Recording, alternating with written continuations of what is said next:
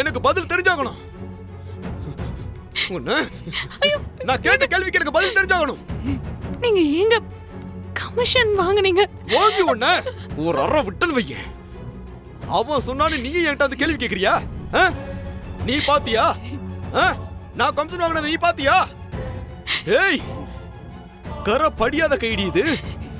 So, என்னால இது தாங்க முடியல. என்ன பார்த்து இப்படி ஒரு கேள்வி கேட்டுட்டா?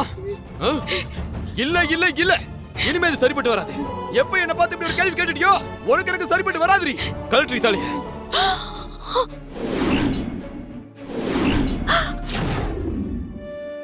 என் புருஷனுக்காக பணிஞ்சு பேசுறேன்னு நினைக்காத. அவர் பண்ணது தப்புனா என்ன ஏதுன்னு கேளு, கூப்பிட்டு விசாரி. ஆனா கை நீட்டுறது பெரிய தப்பு தரும்.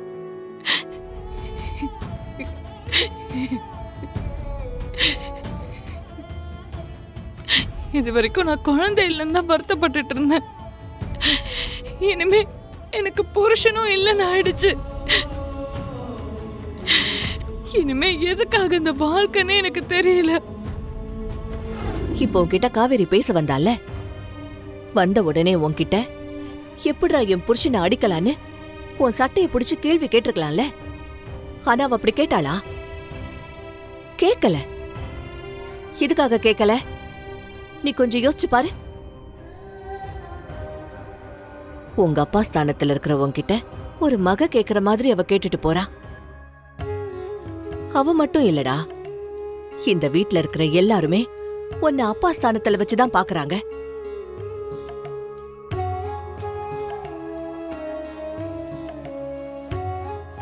இத பாரா, நீதாண்டா இந்த வீட்டோட தலைவன்.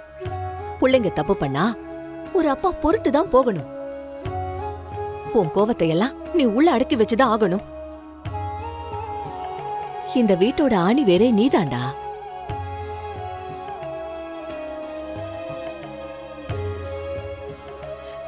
நீ இருக்கிறன்ற நம்பிக்கையில தான் இந்த வீட்ல எல்லாருமே சந்தோஷமா இருக்காங்க. யாரு என்ன சொன்னாலும் அத மனசுக்குள்ளேயே போட்டு ஜீர்ணிச்சுக்கிட்டு அவங்களுக்கு அன்பு செய்யற ஒருத்தனா மட்டும்தான் நான் உன்னை பார்க்கணும். நம்ம எல்லாருக்குமே இந்த குடும்பம் ரொம்ப முக்கியம்.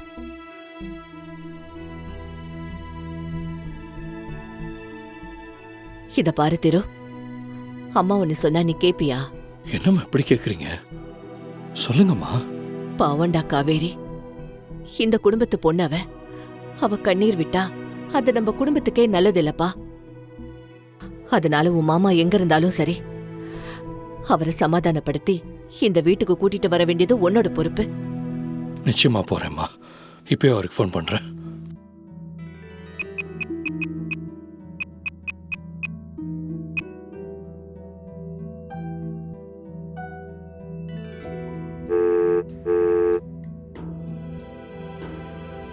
எடுக்கலையம்மா. அவரு எடுக்க மாட்டாரு. உன் மேல ரொம்ப கோவமா தான் இருப்பாரு. எப்படியாவது அவரை பார்த்து பேசி சமாதானப்படுத்தி இங்க கூட்டிட்டு வந்திருப்பா. சரிம்மா, நிச்சயமா கூட்டிட்டு வந்துறேன். சரி.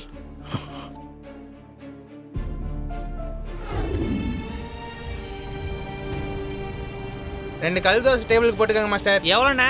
தம்பி 120 ரூபாப்பா. 4 பரோட்டா பார்சல்ண்ணே. ஓகேப்பா. மாஸ்டர் ஒரு வீச்சு ஒரு ஆம்லெட் ஒன்று. உனக்கு என்னம்மா வேணும்?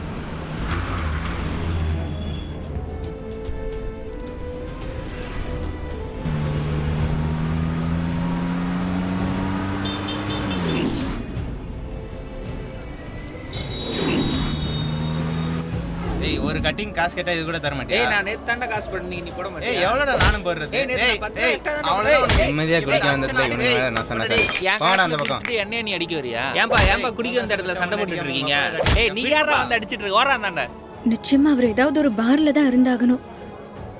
இந்த பார்ல இல்ல, வேற எந்த பாருக்கு போயிருப்பாருன்னு தெரியலையே.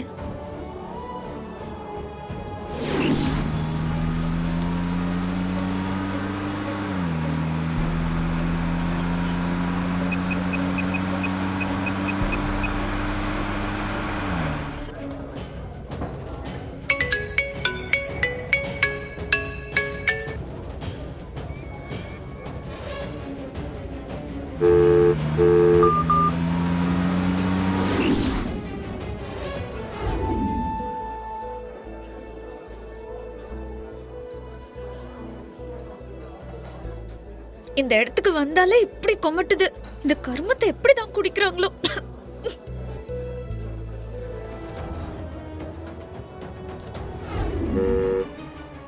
Hello sir.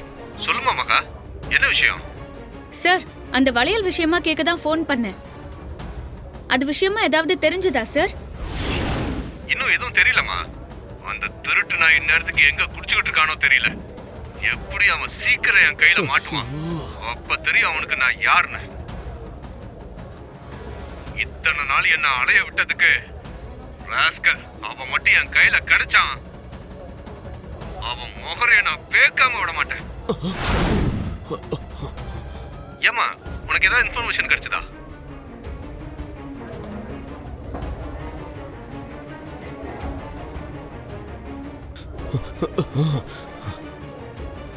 ஹலோ மகா, சொல்லுமா, ஏதாவது கிடைச்சதா?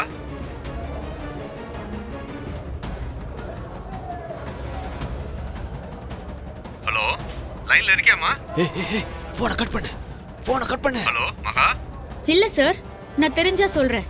சரி, நான் வச்சிடுறேன். சரிம்மா. ஒரு நிமிஷம் ஆயிருக்காது ஏன் முன்னாடி தான் அந்த திருடன் குடிச்சிட்டு இருக்கான்னு சொல்றதுக்கு. ஒழுங்கா நான் சொல்ற மாதிரி கேட்டீங்கன்னா உங்களுக்கு நல்லது. உடனே அவருக்கு ஃபோன் பண்ணுங்க.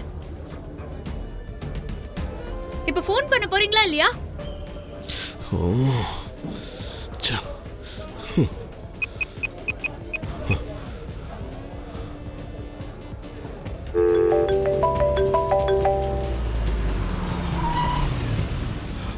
மாமா, ஸ்பீக்கர்ல போடுங்க. இப்ப வேற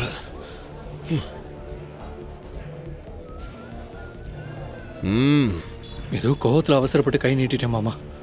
தப்புதான், நான் அப்படி பண்ணிருக்க கூடாதுதான். என்னை மன்னிச்சிருங்க மாமா.